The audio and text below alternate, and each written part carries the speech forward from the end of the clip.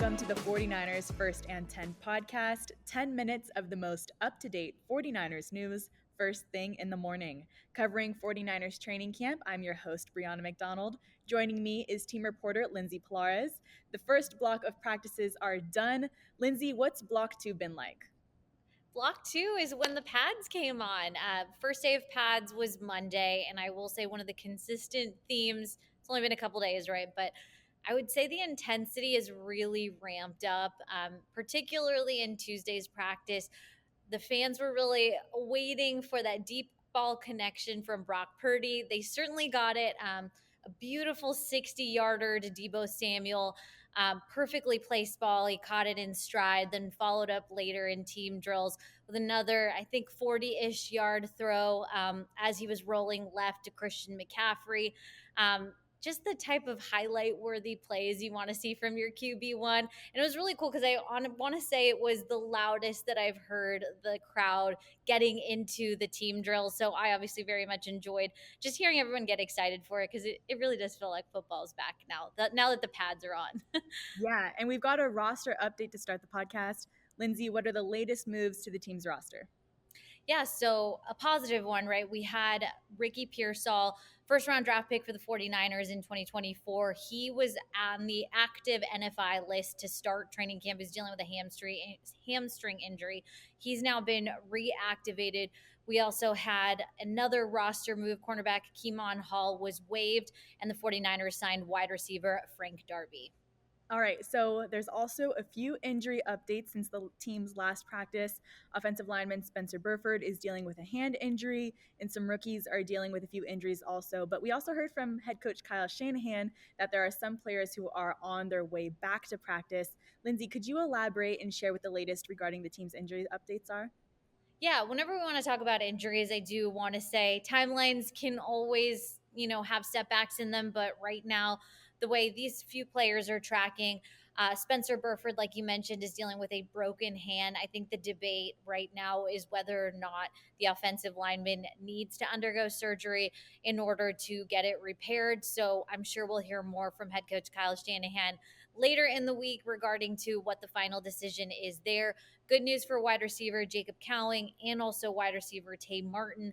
Seems like both of them are dealing with hamstring injuries. They are lower grade hamstring injuries, so timeline for them roughly around 10 days. So we should see them back on the field relatively soon.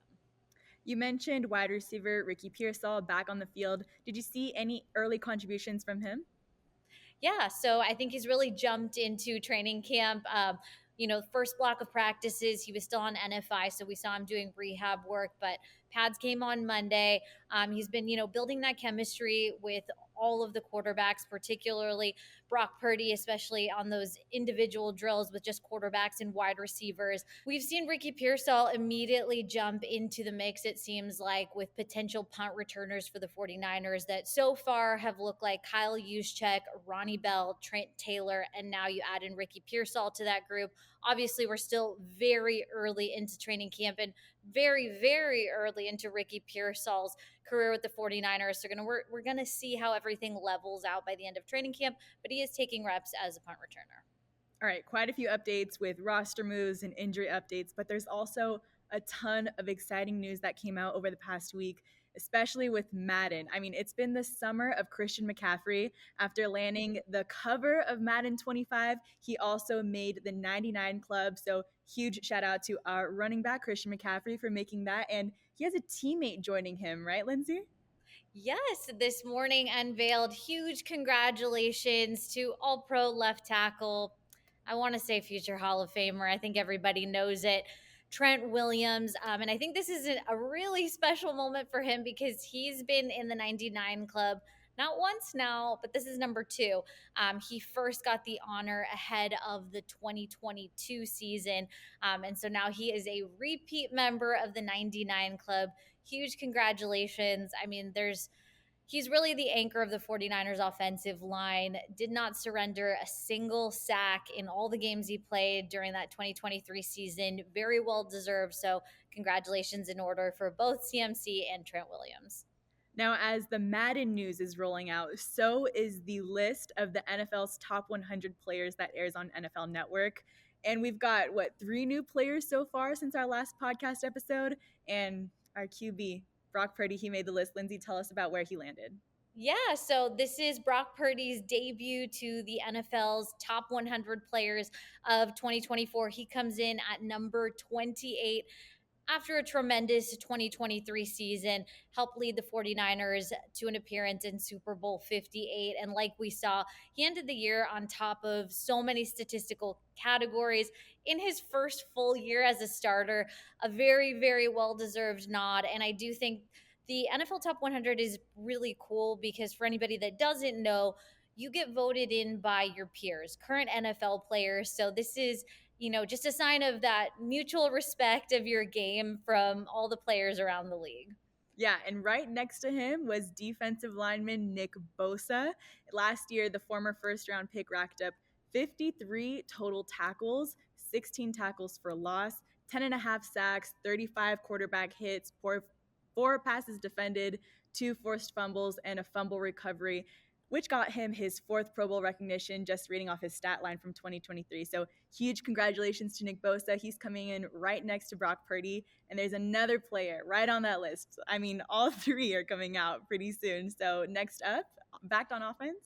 We've got Deebo Samuel Sr. He was voted in at number 30. I think Deebo is, every opposition's game planning nightmare, right? Because he is so involved in the passing game, but you see him in the backfield a lot. 2023, a very productive season for Deebo Samuel. 60 catches for 892 yards, 7 touchdowns. He also had 37 carries for 225 yards and 5 touchdowns in his 15 regular season starts, obviously played in all 3 playoff games. So again, just another huge congratulations to one of the 49ers' biggest playmakers. So earlier we talked about tight end George Kittle's recovery from his offseason surgery, and cornerback Charvarius Ward is actually on a similar path as George because he had the same core muscle surgery.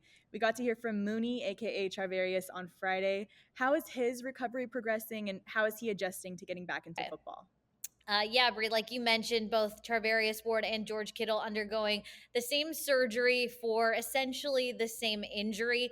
Much like George Kittle, he went through an offseason recovery process, was ready to go for training camp. It does look like the 49ers are being smart with his reps. You've seen Charvarius Ward and George Kittle take some veteran rest days even this early into training camp.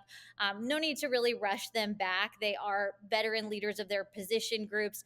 But it's good to see him back and doing football movements. He said it's feeling a little weird initially when we spoke to him in a press conference, but it's going to be a quick adjustment period for him. Obviously, an elite athlete and very much a veteran leader presence in that defensive backs room. All right, Faithful. Well, that will do it for today. Subscribe for more training camp updates, roster news, injury updates, and more from the NFL Top 100. Hopefully, we hear some more Niners on the list. But turn on the notifications for any breaking news, move the chains updates, and thank you for tuning in.